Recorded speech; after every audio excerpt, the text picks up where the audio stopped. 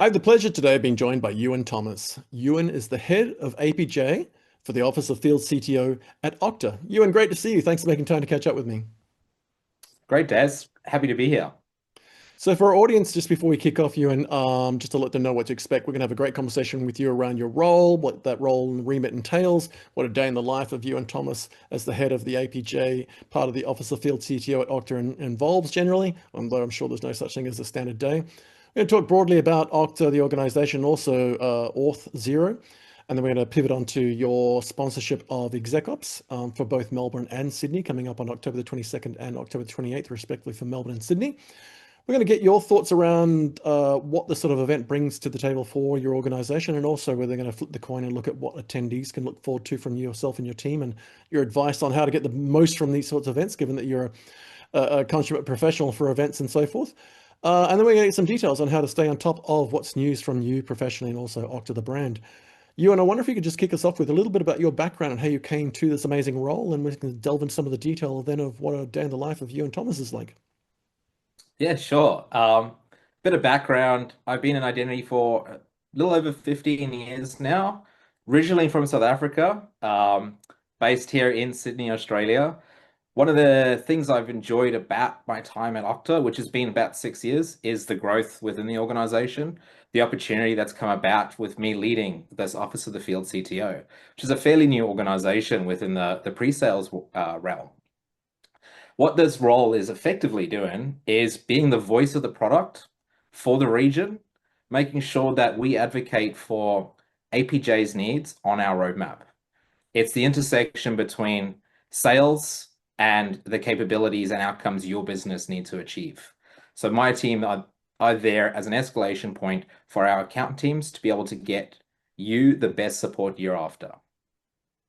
I imagine you've got a foot in both camps in many ways because you're kind of listening to what customers are telling you and asking for and where they're going with their pain points and the types of initiatives they're driving, as well as essentially having your own organization as a customer looking to you for that sort of advice. How do you sort of juggle that combination between sort of, the customer responsibility and representing them versus also obviously being representing the organization and the various parts of the account execs, the sales teams, and probably the product people as well. I mean, I know it's a bit of an overstated saying, is the customer is always right. Uh, Good point. that's where I'm starting from though, is really trying to understand what you need to achieve as an outcome. Now, how you get there, we may disagree on. And that's where my team wants to be able to bring in this global expertise, that industry perspective, and help coach both the account teams and our customer communities on what the best practices approach is. Right. And luckily, being identity, that's a lot of it is standards based. So we're looking at things that have been proven in the industry, have ways of interconnecting, and have ways of doing that securely. So this is why identity is so key to being vendor neutral. It's more about solving complex problems for our customers in a way that is seamless. So you never actually know security is part of it. It's more of a productivity enhancement for your employees, for your customers. You want to streamline these unique use cases to differentiate your product. This is how you do it, is identity is that fabric that ties all of those use cases together in a secure and seamless fashion. When I think of that role, as far as heading up the APJ part of the Office of Field CTO, you and I wonder, is there such a thing? It's probably not the case, but is there such a thing as a standard day in the life of you and Thomas? I mean, when you think about your day-to-day activities and maybe weekly, you've got that client-facing stuff, you've got the internal-facing stuff. What does a day in the life of you and Thomas sort of look like on average? I'd say no 2 days are the same. Right. Which kind of the fun part of the role, right? Is every day you're going to be faced with something different. The challenges customers face can be sometimes very unique, but you can identify patterns across those. So getting stuck into the weeds and solving complex problems there. I love rolling up my sleeves alongside the team to be able to get into that. That's my background. That's my happy place is standing in front of that whiteboard and really understanding where you want to be. Um, on the internal side of the fence, there's a lot of alignment you need to drive across this global team we're a part of, across an APJ region, as well as cross-functionally, where you've got to align with your partner. Like, what does partner success look like? What does product success look like? So you need to then be able to advocate with these product leaders. You need to be able to ensure that you have the right funnel of communication from the field up to HQ. And most importantly, is that funnel of feedback back to the organizations, the teams, and the customer. At the end of the day, all of that needs to be a bi-directional communication flow. Without that flow Yeah. happening, it becomes one person consuming information, the other person doing all the heavy lifting. Yeah, in many ways, you're sort of looking for that win-win-win, which is not always easy, but it seems like you're doing a great job of that. When we think of a chief technology officer in general, and certainly the idea of an office of field CTO, I know our audience is going to have varying views of that. I wonder if you could just maybe very briefly sort of outline what within your organization there at Okta a field CTO office actually does or what its function is. Yeah, I mean, this is a common thing that's popped up throughout my career, even back when I was in consulting. CTO, CEO partnerships work really well. Someone focused on the business, someone focused on how to actually get you there. The Office of the Field CTO is an extension of that same sort of mantra. You've got, if I take it back into the sales and pre-sales world, your seller is going to be your CEO. Your pre-sales engineer is going to be your CTO there, right? The Office of the Field CTO is just elevating that up to more of a holistic point of view, Right. cover a greater region, and have a closer relationship to the CTO within your organization, to the product executives within your organization, effectively acting on behalf of them as their voice to help scale across the business. So you see a lot of roles forming CTO, CPO joined together. CTPO kind of sounds like a Star Wars character. Uh, You've got that type of responsibility needs to figure out how you scale across thousands of customers. You need to be able to bring in a team of dedicated and highly skilled individuals with deep experience on what it means to deliver these types of capabilities within customers, but also be able to help them advocate within their own organizations on how to achieve these outcomes, get funding for that. What does the change management process need to look like? So you effectively need to scale your CTPO, and that's where the Office of the Field CTO is really coming in to help. We want to be able to be that advisor for our customer base so that you can outsource to an identity expert and get a CTPO service on the fly. I like that. I'm going to find a reason to create a CT3PO role now and put it on my LinkedIn profile just for the lols.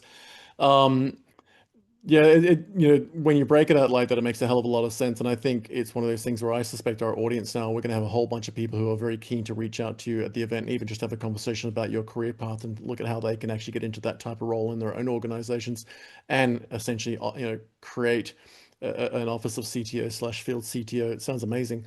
Um, I'm really keen if we can now just kind of look at the business side of things. So when we think of Okta, a lot of people know Auth0 and they know Okta. They may not fully understand sort of the relationship of both companies and also the way they interact or what they do when they stand on their own 2 feet. I wonder if you could sort of just walk us through sort of the 30,000 foot overview of Okta as an organization and what it offers. And then we can sort of look at what Auth0 does and how they sort of dovetail.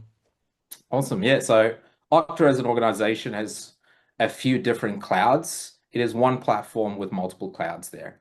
One of those clouds is one of the core brands that the company started with and is also named Okta, but it's the Okta Workforce Identity Cloud. And Yeah. that's effectively solving enterprise challenges for your staff, for your extended workforce, and even in some of your B2B use cases that are highly sort of lifecycle driven. Then we've got the Auth0 acquisition that we picked up in 2021.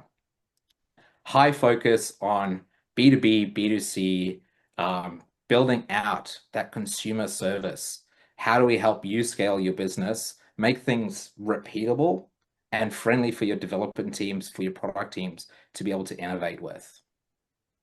In many ways, and this is going to be a horrible simplification and kick me in the shins later when you meet me at the event for doing this, but I often look at Okta as sort of more of the corporate enterprise space and sort of, identity management for employees and staff, Whereas when I look at Auth0, it's a broader sort of more DevOps stuff, and I know that's a horrible simplification, but I did like reading some of the latest updates on the Auth0 website, where you were sort of announcing and talking about some of the more current challenges, such as securing AI agents, and certainly gateways between MCP and whatnot. Um, we generally know Okta as a brand. Where are some of the places that we would have come across the brand in traditional, day-to-day business? What Yeah, sort I of mean, functions and what sort of implementations?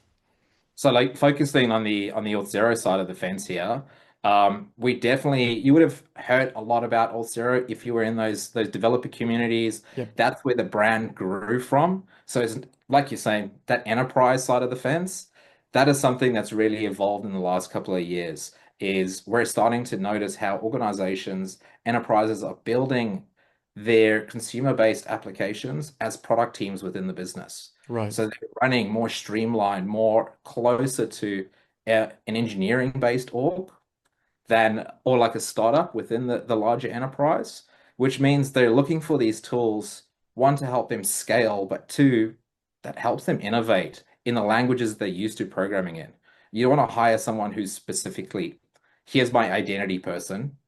Identity is security, and security should be built into every aspect of your code base. Yeah, yeah. So having one without the other, or having a dedicated team to do that aspect when you're building your own apps, really slows down that process a bit.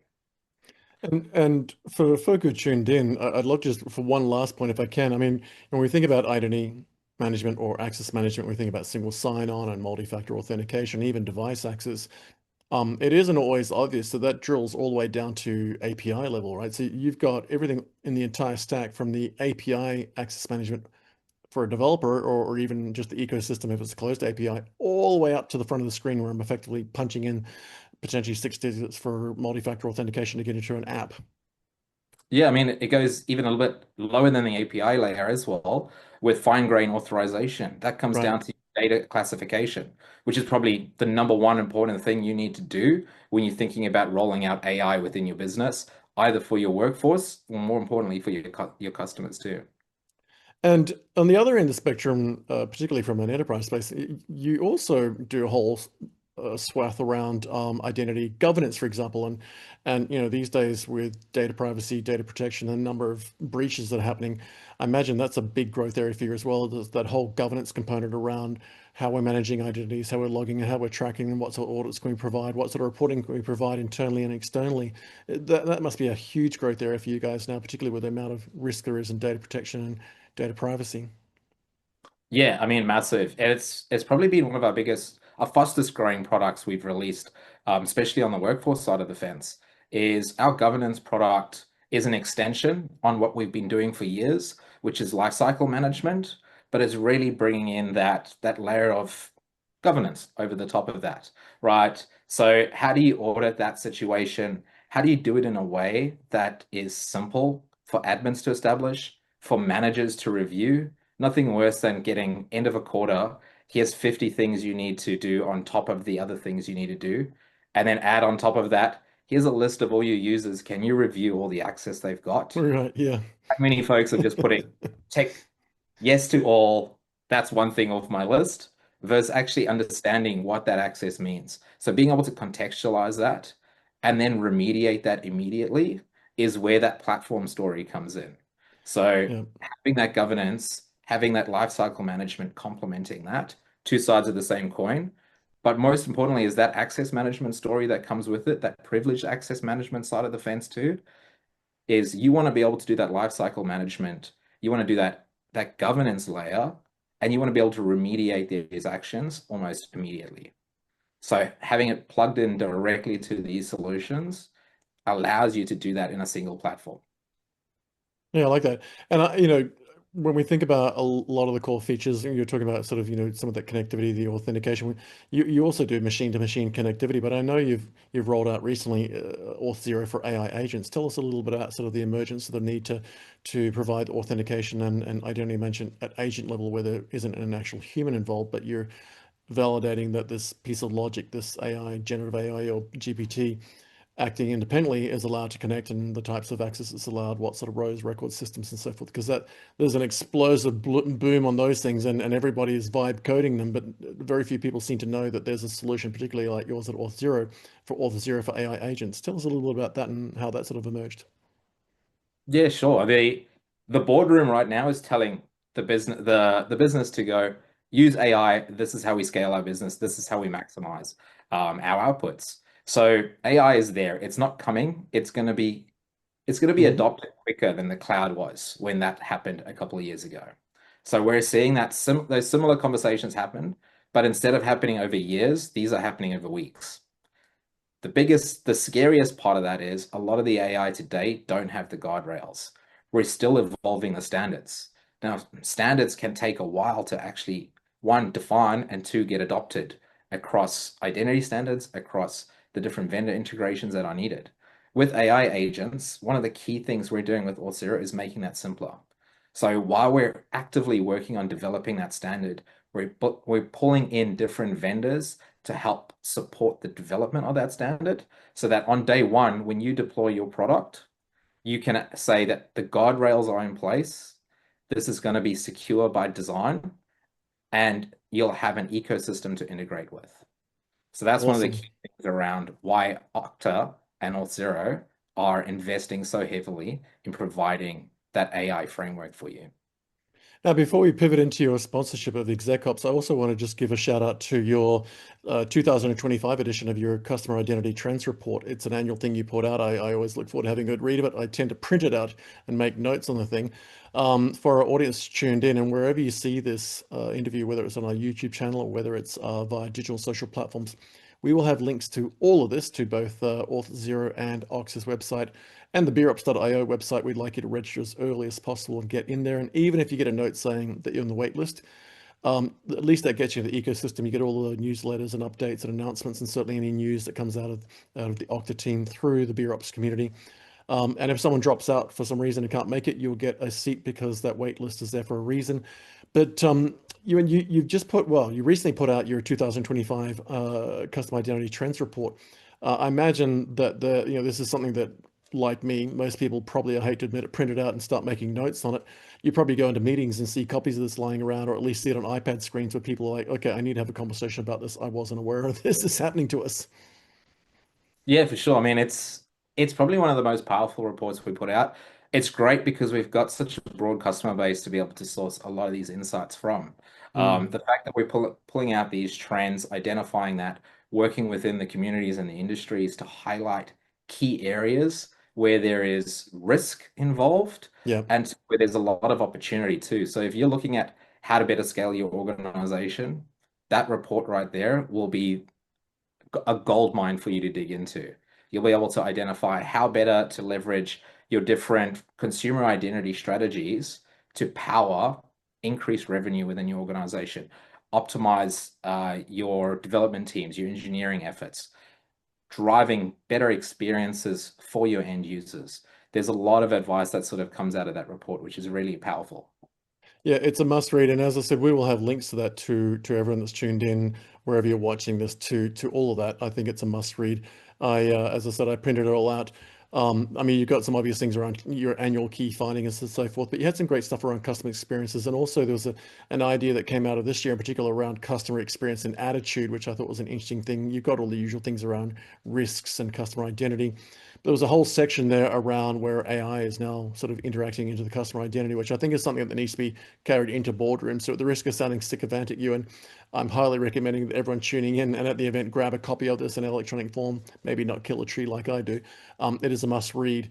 And there's also some great actionable takeaways out of it. Every single section I got, I made notes thinking, all right, I need to follow this through. I need to have a conversation. So it is a must read.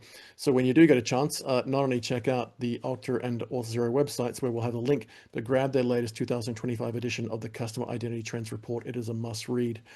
I'd love to now pivot, if we can, onto your sponsorship of ExecOps. So um, I know it's a regular event that you guys are part of in different forms. You do a huge number of industry events. You certainly do a lot of events yourselves across both of the brands. What does an event like ExecOps bring to the table for you guys? You do a lot of events. When Stephen Wallace, the co-founder of this, describes it to me, he always says this is like Australia's largest tech networking conference. People get together in 3D, they're not on flat screens. You get to meet all these different birds of a feather. I love the inclusion element of it. I mean, people often think that DEI, sort of diversity, equality, inclusion is part of it, but I like the inclusion from all age brackets, all walks of life, all roles, all responsibilities. I can be having a chat with a graduate one moment and having a chat to a CEO the next moment, and then someone like yourself from a Field CTO office. And that's not something that I can do at every event. They're often, senior banking people or developers or hackathons. This kind of event, what does this bring to the table for an organization like yours, Ewan? I mean, look, I think these events is really where the magic happens outside of the boardroom in conversations that are real, raw, and relevant. Right. What excites me most about the ExecOps side of the fence, like you say, diversity, is CISOs, CTOs, engineers, founders, they're all in the room swapping stories about how they're solving problems. And a lot of these problems, you may find that you've got a similar challenge within your own organization in a slightly different context. However, you can get lessons learned. You can take from other people's experiences to enhance your own.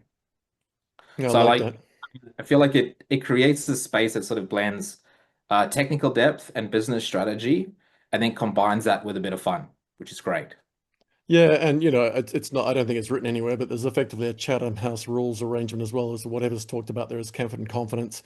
If somebody's a little bit shy or introvert, they're generally welcome to open up and have a conversation in a space where they feel safe. And particularly the ExecOps space where you have an entire event prior to the BeerOps element where you are amongst peers and birds of feather at different executive levels where you can have business challenge discussions knowing that people like yourself in the room as well with the technical wherewithal to be able to say, hey, we can solve that problem. Um, I think most events I go to are kind of the big sales pitches. Someone in the room is pitching me something on a big screen, which is fine. I can get across it, but I really do like these community things where I can actually, as you said, go and talk to real people. And I love the fact that they're in 3D. I'm not staring at someone on a screen anymore after all the bloody lockdowns. Yeah. Oh, sorry, yeah, I was just going to say, adding to that is that Chatham House rules aspect of it is yeah, probably one of the key differentiators there. It's not a standard vendor conference where yeah, you're in a room, bunch of people talking about a very sort of high level concept. Is you can actually go into a lot more depth. yeah.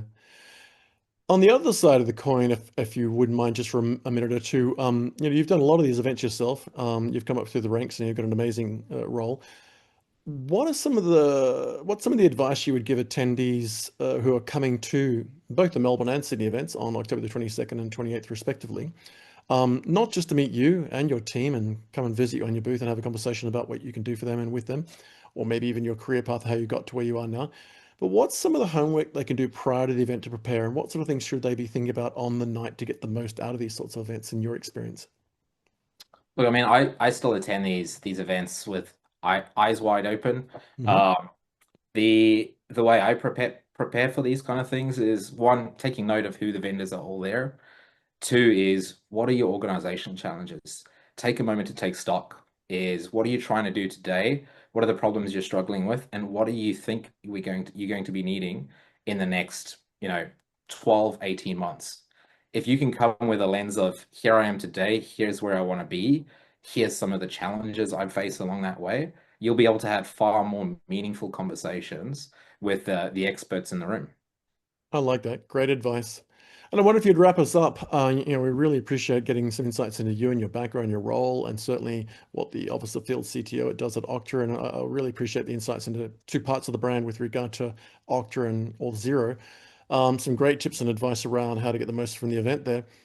I wonder if you could just quickly wrap us up with a final piece, which is, for folk who are tuned in, whether they can make the event or not. Obviously, if you're in Melbourne, Sydney, we'd love you to register. And again, wherever you see this, you will have links to be able to go and find out more about the events in Melbourne, Sydney for both ExecOps and BeerOps. And we'd love you to register as soon as possible, as well as the companies and Ewan himself.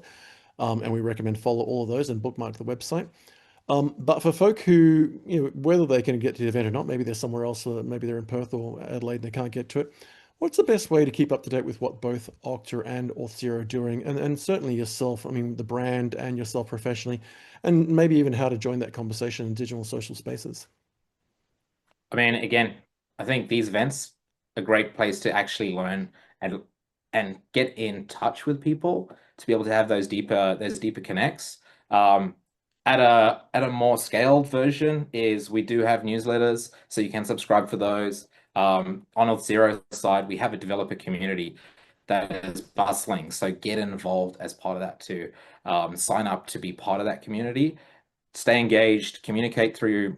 If GitHub is your place that you like to communicate Hmm. through, we've got communities supporting it in that space. Yeah, lean in as part of that. That's probably going to be the best way to learn more. Fantastic. And as someone who probably spends way too much time on your website, I just want to give you guys a shout out on the fact that for our audience, going and visiting okta.com, it's okta.com. I'll have links everywhere you see this. There's an enormous resource material there, whether it's under the resources section. There's a whole spot on the top of the website under learning and support. There's a bunch of resources there, whether it's webinars and the blogs, there's a newsroom. There's a customer success section where you can learn about some of the case studies and success stories I've had, some of the professional services and product training. But there's also a community section under that. So if you go and visit the website, right in the middle screen, learning and training, on the right-hand side, there's a community section. There's a whole forum around posting questions. There's a discussion forum. There's some community blogs as well. You could spend hours and hours every week, but I recommend spending real time on there and keeping up to date with what's happening both across the community, some of the developers, some of the clients, because this is where, just like the events like ExecOps and BeerOps, you're going to talking to birds of a feather, your peers, and find out what are other people doing about solving problems that you might have as well. And then, if and then, reach out through a partner or integrator, or even directly to Okta and have a chat to the likes of you and whoever, and just set up a time to have coffee, put your challenge on the table, and see where they can help you. Ewan, what an amazing opportunity to chat to you. Really appreciate it. Looking forward to catching up with the events in person as well. But in the meantime, safe travels. Appreciate your time, and we'd love to have you back on the show again soon. Appreciate it, Des. Looking forward to the event. Absolute pleasure. Thanks again.